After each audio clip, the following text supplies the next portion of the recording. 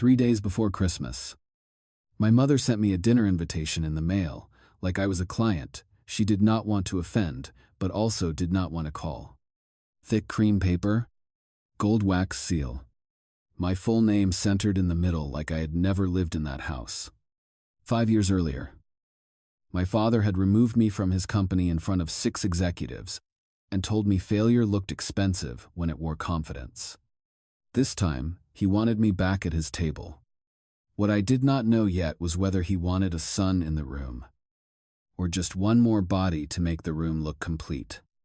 My name is Ethan Grant. I was 32 that winter, and by then I had spent 5 Christmases away from my family without hearing my father say my name unless somebody else brought it up first. The envelope had been sitting in my kitchen for half a day before I opened it. I knew my mother's handwriting right away. Clean and careful. The kind that always looked like she wrote slower than other people, so every letter stayed under control. Inside was one card. Family, Christmas Eve dinner. Aspen Estate. Armel attire. Dinner begins at 7. That was it. No extra line. No warmth. No mention of why now. I left it on the counter next to my coffee and went back to work. By then, my days looked nothing like they had 5 years earlier. My mornings started with market calls, legal updates, and people asking for decisions before I finished breakfast. But that card kept pulling my eyes back every time I passed the kitchen. That night, Maria called. She had worked in my parents' house longer than anyone still there. Her voice sounded the same. Low. Careful. Like she always knew when someone in that house was listening. You should come, she said. That sounds dangerous coming from you. She gave a quiet laugh. They're making it big this year. Investors. People from the company. Your mother has had flowers arriving since yesterday. So I'm decoration now. You were always more than that. They just noticed late. I leaned against the counter and looked at the card again. Did my father ask if I was coming? A short pause. He asked if you answered. That sounded like him. I told her I would think about it. 2 days later, I texted my mother. I'll be there. Her reply came in less than a minute. Wonderful. Please don't be late. That line almost made me stay home. The morning I flew to Colorado, my assistant asked if I wanted the Aspen calls moved. I told her no. Keep the afternoon clear tomorrow too. I said, in case family becomes complicated, in case it becomes predictable. The car from the airport was already waiting when I landed. My mother still liked arranging logistics, as if logistics could replace closeness. The driver handed me a printed schedule on Grant letterhead before he even loaded my bag. Dinner begins promptly at 7. Guests include Bennett family and selected partners. Selected partners. That explained enough. The road up to the house looked exactly the way I remembered it. Snow packed clean along both sides. Pines trimmed with white lights. The same front gate opening before the car fully stopped. When the house came into view, I had the same feeling I always got there. Not fear. Not anger. Just the sense that my shoulders knew this place before the rest of me did. Maria opened the door before I reached it. Her hair had more gray than before. She hugged me once. Quick. Like she did not want anyone behind her to see it. You came. I said I would. She stepped back and looked at me. You look different. Older. Harder to move around. That made me smile. Inside smelled like pine, polished wood, and expensive food, already waiting somewhere deeper in the house. From the hallway, I could hear my father laughing before I saw him. Then, his voice came clear from the dining room. Well, if he actually shows up, at least dinner won't be boring. A few people laughed with him. I stopped near the staircase long enough to hear that clearly. Maria looked at me, waiting to see if I would leave. I handed her my coat instead. No point flying out here just to turn around. Then I walked toward the dining room because I wanted to see exactly who still laughed before they knew anything had changed. I stepped into the dining room while the last laugh was still hanging there. Nobody stood up right away. That was the first thing I noticed. Just a few faces turning in order. Like people needed a second to place me back into the house. My mother was the first one to move. She smiled, came around her chair, kissed my cheek, and held my arm for half a second longer than she used to. "Ethan, you made it." I said I would. My father stayed seated at the head of the table. Same chair, same straight back, same way of holding a glass like the room belonged to whatever hand he lifted. He looked me over once. "You look healthy." That was his version of saying I looked heavier, older, different. Whatever he had decided on before I entered. "So do you," I said. Ryan gave a short grin from 2 seats down. "Traffic must have been light. You're actually on time." Chloe sat beside him in silver, one hand around her glass. Already watching me, the way people watch someone they expect to explain himself. Then I saw the place cards. My mother had the center arranged exactly the way she always liked it. My father at the head, hers near him, Ryan and Chloe close enough to look like the future she approved of. My card was not there. Mine sat near the far end, close to the service door, next to an empty chair where staff could move in and out without slowing anyone down. The card was handwritten. Everyone else had printed names.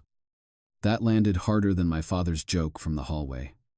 Not because it was dramatic, because somebody had made that decision carefully. Maria saw me looking. She was standing near the sideboard with a bottle in her hand. Her eyes shifted once. Small, almost apologetic. I pulled the chair out and sat down without saying anything. That seemed to disappoint Ryan a little. He liked reaction more than silence. Dinner started moving again after that. Plates arrived. Glasses lifted. Small talk restarted. My father waited until the first course touched the table before speaking loud enough for everyone.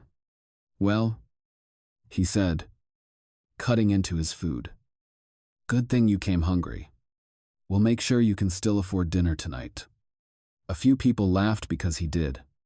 One man near the middle laughed too late. Like he did not understand, but knew he should join in. I picked up my fork. Before I could answer, my father turned slightly toward Maria. "Open the reserve for the guests," he said. "Ethan can have the house red." That got another laugh. Even Chloe smiled into her glass. It was such a small sentence that anyone outside that room might miss it. But in that house, wine had always meant ranking. Reserve meant worth opening. House red meant you were present, but not part of what mattered. Maria did not move right away. My mother noticed. "Richard," she said quietly, but she was smiling when she said it. He shrugged. "What? We shouldn't waste the good bottle if he's driving." "I'm not driving tonight," I said. He looked at me then. "Even better. Saves money twice." Ryan leaned back. "So what is it now?" I looked at him. "What is what?" "What you do," he said. "Still trying different things." Chloe leaned in slightly. "I told Ryan, maybe consulting. You always had that flexible schedule look." That one almost made me laugh because it sounded practiced. Like they had discussed me before I arrived. "I work?" I said. Ryan nodded, like that confirmed something. "Good. Everybody should." The first bottle reached the middle of the table. Maria poured the reserve for everyone near my father first. Then she came to me last. She paused. Without saying a word, she poured from the same bottle into my glass before anyone noticed. Only I saw it. Only she and I knew she had ignored the instruction. My father was busy talking to one of his guests about markets. He did not look down. I lifted the glass once. Small. Toward her when she turned away. Across the table, Chloe was still watching me. Not curious. Measuring. And I knew this part was only beginning. Because nobody in that room had asked the real question yet. Not where I lived. Not what I built. Just whether I still belonged low enough for them to enjoy it. I knew that look from Chloe because I had seen versions of it before. People used it when they thought your story had already ended, and they were only waiting to hear how badly. That same look had been around a long conference table 5 years earlier when my father decided I was done at Grant Holdings. It was winter then, too. The conference room had glass walls and a long dark table that always felt colder than the rest of the building. My report sat in front of my father. Open. Marked in red, where numbers had slipped during a supplier delay that had already been fixed 2 days before. He did not mention that part. He flipped one page. Then, another.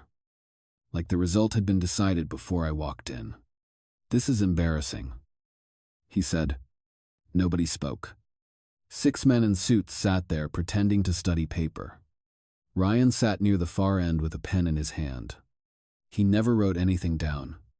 The supplier missed delivery.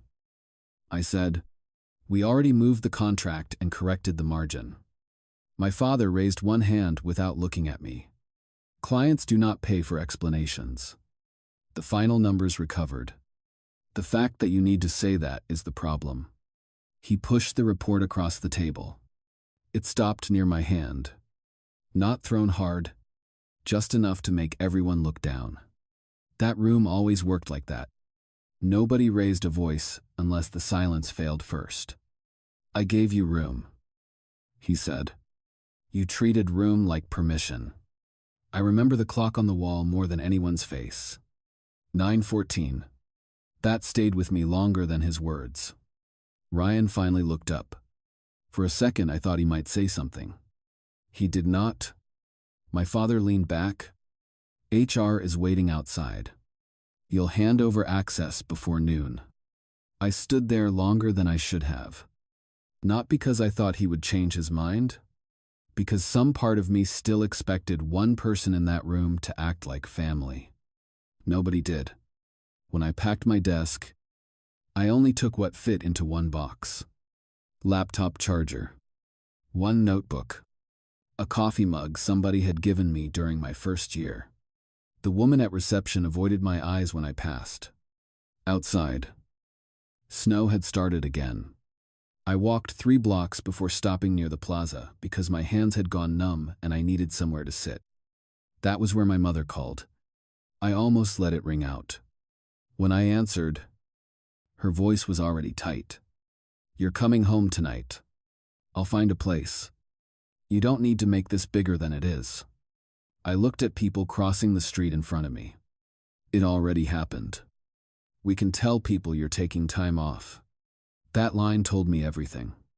Not "Are you okay?" Not what happened. Just how it would sound. "I'm not coming back tonight," I said. She was quiet for a second. Then she hung up. The apartment I found 2 days later was one room above a dry cleaner downtown. The radiator clicked all night. The window leaked cold around the frame. The sink made noise every time the upstairs tenant ran water. But it was mine. For a while, I quit whatever work came. Scheduling calls. Front desk coverage. Temporary admin work in offices where nobody cared who my father was unless they had read the local business pages. Most places did not call back once references came up. The name still worked. Just not for me. The break came at a small financial office where half the furniture looked older than the people using it. I answered phones there for 3 weeks before I met Alex Carter. He came in wearing a coat that still had snow on the shoulders and argued with 2 partners behind closed glass for 40 minutes. When he came back out, he looked like somebody trying not to swear in public. He stopped near my desk because he needed a pen. "You ever watch people reject something they clearly don't understand?" he asked. I handed him the pen. "Every day." That made him laugh once. He stayed another 10 minutes explaining what they had just rejected. A payment platform tied to decentralized asset pools. I understood half of it. The half I understood was enough. You don't need them, I said. He looked at me. Then, what do I need? Someone who can explain your numbers before you talk. He came back the next day. Then again after that. The first time we worked out of a coffee shop because neither of us had money to waste on office space. He wrote code. I rebuilt his pitch deck because the first version looked like a dare. That winter turned into another one. Then another. By the third year, people who had laughed started asking for meetings. By the fifth, Morningstar was moving more money than some firms my father used to mention, with respect.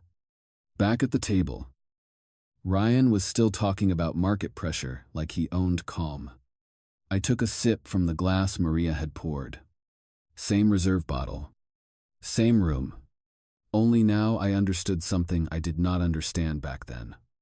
Silence works better when the numbers behind it are real. Silence works better when the numbers behind it are real. That thought stayed with me while Ryan kept talking like the room still moved around him. He had one hand around his glass and the other resting near Chloe's chair. The same way men sit when they think confidence can be borrowed from furniture. He was explaining a deal nobody at the table really cared about except my father. Something about restructuring one division, trimming overhead, waiting for the market to settle. My father nodded in the middle of it like every sentence confirmed something he already believed. The market punishes hesitation, he said. He looked at me when he said it. People lose control because they wait too long to act. I cut a piece of duck and let him keep talking. That's still true in whatever line you're in now. Ryan asked. It usually is, I said. Chloe smiled into her wine. I heard New York eats people alive if they don't have backing. Depends who taught them how to stand there first, I said. She did not answer that. My mother reached for her glass before the silence turned noticeable. We're not doing business tonight, she said, though she had invited half the table because of business. One of my father's guests laughed politely. Then Ryan leaned forward again. You still in the city? For now. Rent there has to hurt. That one was simple enough to sound casual if someone wanted to defend him later. I looked at him. So does bad timing. He frowned. What's that supposed to mean? I wiped my mouth with the napkin before answering. I read your quarterly filing last week. That got my father's eyes up. Ryan gave a short laugh. You read our filings now. Grant Holdings dropped again this quarter. It's temporary. Temporary usually starts that way. My father set his fork down. We're restructuring. I nodded once. I saw the debt note too. That landed harder than I expected. Not because I raised my voice. Because I used the right phrase. Ryan sat back. You wouldn't understand what we're carrying. I almost answered. But my phone lit beside my plate before I did. The screen came on face up because I had forgotten to turn it over after sitting down. Aldridge Private Wealth. One message. Your transfer of $300 million has been finalized. Welcome to your updated account tier. I looked at it for less than a second. Then locked the screen. No one near the middle of the table caught it. But Maria did. She had just stepped beside my chair with another bottle. Her eyes dropped once to the screen. Then back to me. Nothing dramatic. Just that tiny pause people make when they understand more than they expected. I put the phone beside my plate again. My father was still watching. Problem. Just timing. I said, Your landlord? That got another small laugh. Even one of the guests joined in. My mother did not. Before I could answer, Maria leaned slightly toward me. Mr. Grant, she said quietly. There's a call in the study. They asked for you by name. That was not true. and we both knew it. But it gave the room a clean reason for me to stand up. My father waved one hand. Business on Christmas Eve. Look at that. He finally learned something. I pushed my chair back. The floor sounded louder than it should have under the chair legs. The study door still closed the same way it had years ago. Heavy wood. Slow hinge. Inside smelled like old paper and leather. My father kept awards in there that nobody looked at unless he was standing nearby. The desk phone light blinked. But I used my own phone instead and called back. Andrew Collins answered on the first ring. Mr. Is Grant. You picked a good minute. I assumed you'd want confirmation directly. I stood near the desk and looked at the snow through the side window. Go ahead. All transfers cleared. $300 million now fully consolidated under Morningstar Holdings. Exactly as instructed. Any delay left? None. He paused. Then added, one more thing. Charles Denning is listed at your current location tonight.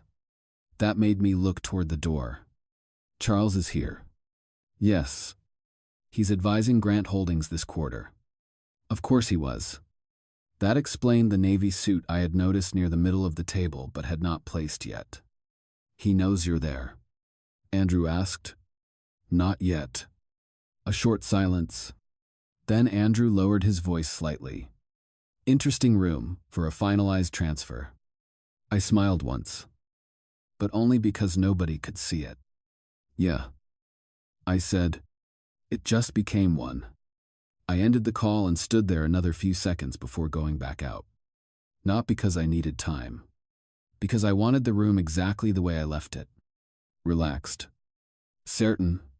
Still speaking to me like I had nothing they needed to reconsider. When I came back into the dining room, nobody had moved much. That was another thing about houses like that. Even when conversation changed. People stayed in place, like the furniture had rules. My father looked up first. All settled. I pulled my chair out and sat down. For now. He picked up his glass again. Good. I'd hate for Christmas dinner to get interrupted over unpaid rent.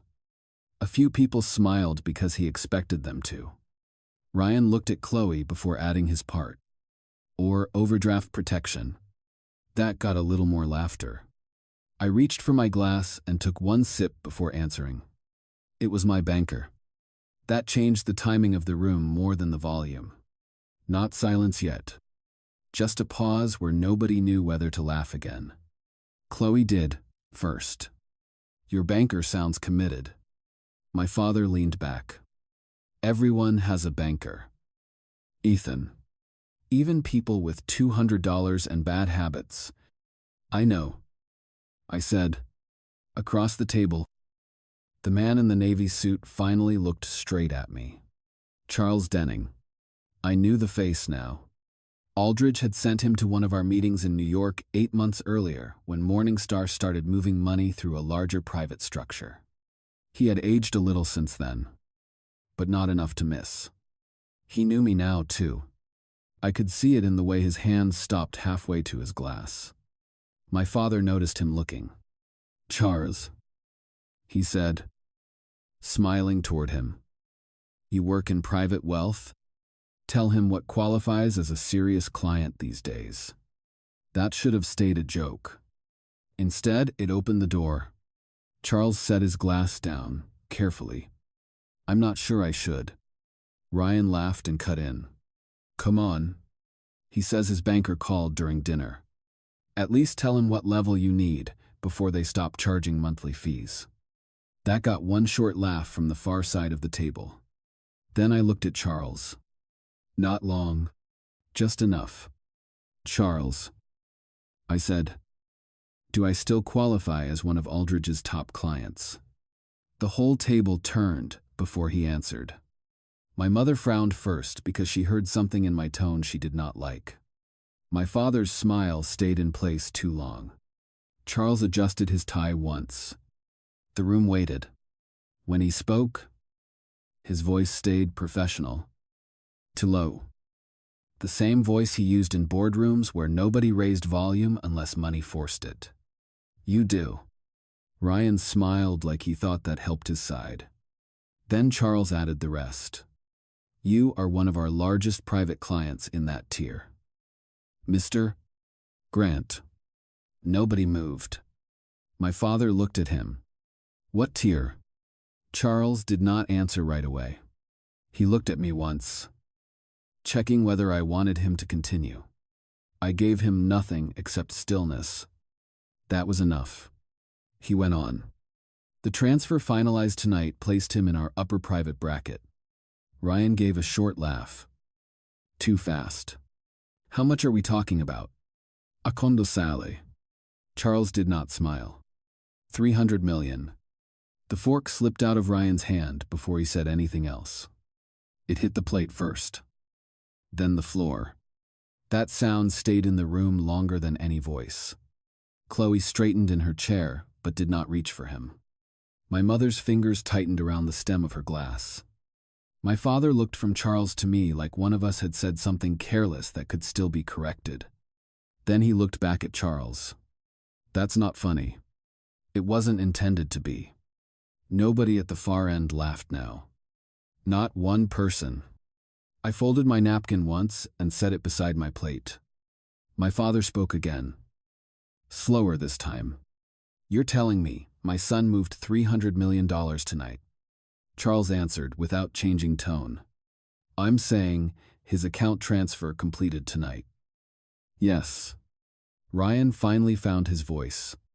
That doesn't mean it's his. It means exactly what you think it means. Charles said.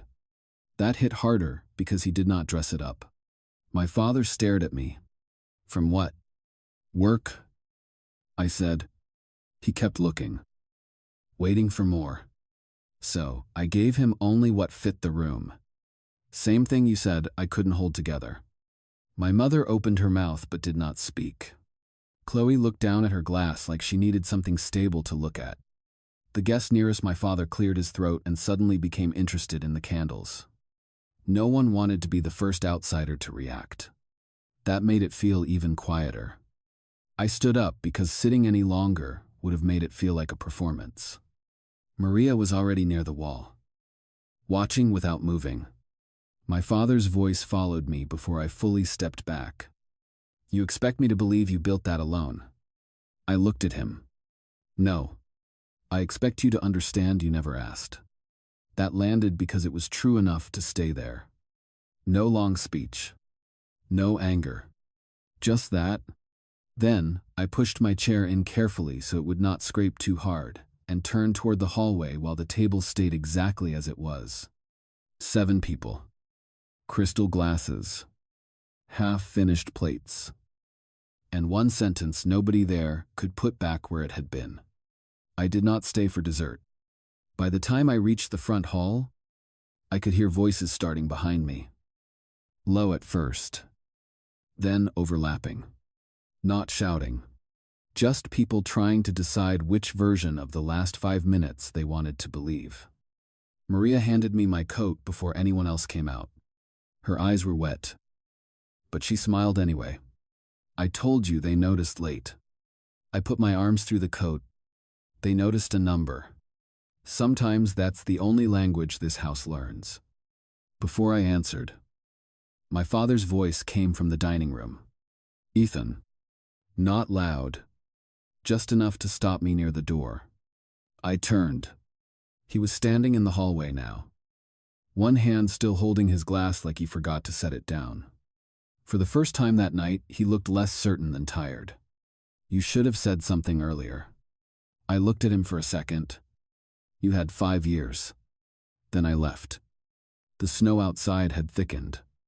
The drive was quiet except for the sound under my shoes and the car engine warming ahead of me. I stayed at a hotel in town instead of the house. My mother had texted twice before midnight.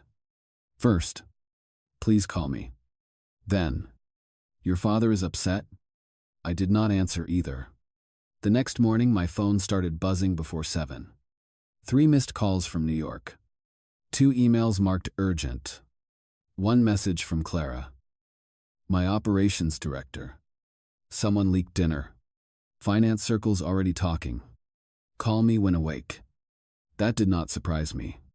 A room full of investors and one senior wealth advisor rarely kept anything clean after midnight. By the time I opened the first market summary, Grant Holdings was already being mentioned in side notes again. Not headlines yet, just the kind of language that comes before headlines. Questions about debt exposure. Questions about leadership. Questions about whether outside capital was coming. I was halfway through coffee when Ryan knocked on my hotel door. No call first. Just one knock. Then another. He looked different without the dinner table around him. Same coat. Same haircut. But his face had the kind of tired that usually showed up after numbers stopped cooperating. He stepped inside when I moved back. I won't stay long. That would already be a change. He ignored that. He carried a dark folder under one arm. Not wrapped. Not hidden. He put it on the table between us. Dad doesn't know I'm here. That part I believed. He opened the folder and turned it toward me. Quarterly statements. Debt schedule. Contract exposure. Nothing dressed up. The real version. I sat down and looked through the first pages without speaking. He stayed standing. We're tighter than you think. He said. I already thought that. He exhaled once. The board is nervous. Good. He frowned. You always do that. Do what? Talk like you're already outside the room. I turned one more page. A covenant note sat there exactly where I expected it. Wrong direction. Wrong timing. How close? I asked. He answered after a pause. Closer than Dad knows. That meant worse than he wanted to admit. I closed the folder. And? He sat down across from me. That alone told me how serious it was. Ryan never sat lower than he had to.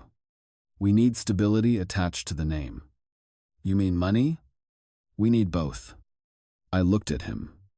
And now the name works because mine is attached to money. His jaw tightened. This isn't about pride. That's new too. He rubbed one hand across his mouth before continuing. If Grant Holdings drops another quarter like this, contracts move. Once that starts, board pressure gets ugly. I said nothing. He pushed one paper closer. An offer draft. Not final legal language. Just enough to show direction. You invest. You take controlling share. We stabilize. The sentence did not need decoration. I read it once. Then again. You want me to buy back the building I got walked out of. We want the company alive. We. He looked down at the folder. Fine. I want the company alive. That sounded closer to true. Outside the hotel window, snow slid off the edge of the next roof in one clean line. I tapped the folder once. If I do anything, the board changes first. He looked up. I kept going. Not partly. Fully. His face changed before he answered, because he already understood the names inside that sentence. The old board won't accept that. They accepted watching him remove me. That was years ago. It still counts. He leaned back and stared at the folder, like maybe he should have brought less paper and more pride. Finally, he asked, quiet this time. So that's a no. It's a maybe. He nodded once. Not relieved. Not disappointed either. Just holding on to whatever maybe meant because it was more than he had when he knocked. When he left, the folder stayed on the table. I left it there another 10 minutes before calling Alex. He answered on the second ring. You sound busy already. He said, I just got offered my father's company before breakfast. That made him laugh once. You buying it? I looked at the debt schedule again. Not the company. I said, just the part worth keeping. I did not answer Ryan that day. Not because I needed drama. because numbers deserved one quiet pass before emotion touched them. Alex flew in 2 days later. We sat in my hotel suite with the folder open between us. Laptops on the table, coffee going cold because neither of us touched it after the first hour. The answer showed itself fast. Grant Holdings did not need saving the way my father imagined saving. It needed cutting. One division still worked. 2 contracts were worth protecting. The rest was weight wearing an old name. By New Year's week, Morningstar moved quietly. No press release. No headline first. Just lawyers. Signatures. And distressed assets changing hands. Under language most people never read unless something has already gone wrong. We did not buy the whole company. We bought what still had a pulse. The rest stayed where it belonged. With the people who built the damage. 3 weeks later, I walked back into the Grant boardroom. Same glass walls. Same long table. But the framed founder portrait behind the head chair was gone. The lighter square on the wall was still there. Half the old board was gone already. 2 men who had sat silent the day I was removed were reading severance packets instead of quarterly reports. No one laughed when I came in. That mattered because one of them had smiled 5 years earlier when my father pushed my report across the table. Now my name sat printed in front of the center chair. Printed, centered, waiting. I took that chair because nobody else touched it. My father came in last. He stopped when he saw where I was sitting. Then he looked at his old chair.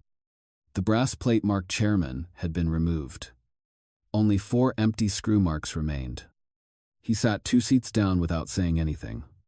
Not at the head. Not near final authority. We started. Renewable stayed. Logistics sold. Debt-heavy divisions closed.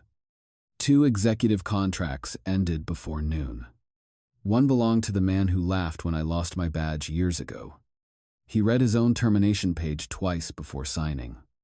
Still nobody raised a voice.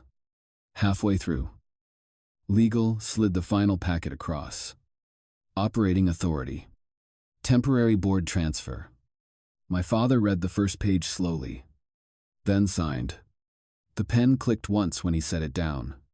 When the folder reached me, I signed under his name. Permanent authority. No one spoke for several seconds after that. That silence felt cleaner than applause. That evening my mother called. Not a text. Sunday dinner, she said. Just family. I asked who was there. Your father. Ryan. Me. Maria. If she still agrees to cook. I went. The table looked smaller before anyone sat down. No guests. No flowers built for photographs. And my chair was not near the service door. It sat near the middle. Same printed card as everyone else. No handwritten card. No side placement. Maria noticed me noticing it. She set my plate down. Then reached for the wine. Without asking. She opened the reserve bottle. The same one my father had kept from me at Christmas. She poured my glass first. Then my mother's. Then Ryan's. When she reached my father, he lifted a hand. Water? That was all he said. No one reacted. But everyone noticed. The bottle stayed near my side of the table after that. That detail stayed with me longer than most words that night. Halfway through dinner, my father looked at me. No glass in his hand. Just both palms on the table. You handled the company better than we did. Not, I did. Not Ryan did. We. That word cost him more than the sentence. I cut a piece of lamb before answering. It needed less pretending. He nodded once. Ryan leaned back. Half the staff stayed because layoffs stopped. That was the point. My mother looked down at her plate. Then up again. For the first time in years. She said, "This house is quiet without feeling staged." Nobody answered because nothing needed fixing in that sentence. When dinner ended, Maria handed me my coat at the door. Before I left, she slipped something small into my hand. The old brass plate from my father's chair. "Chairman, they were throwing it away," she said. I looked at it once, then slid it into my pocket. Outside, the air was cold enough to clear everything left unsaid. I looked once through the window before walking to the car. Same house, same lights, different seats. And sometimes that is enough consequence. Would you have bought back the company after everything that happened? Or let it fall on its own? Tell me in the comments. If this story stayed with you, share it. Comment and subscribe to Quiet Family Justice. Sometimes the quietest correction lasts the longest.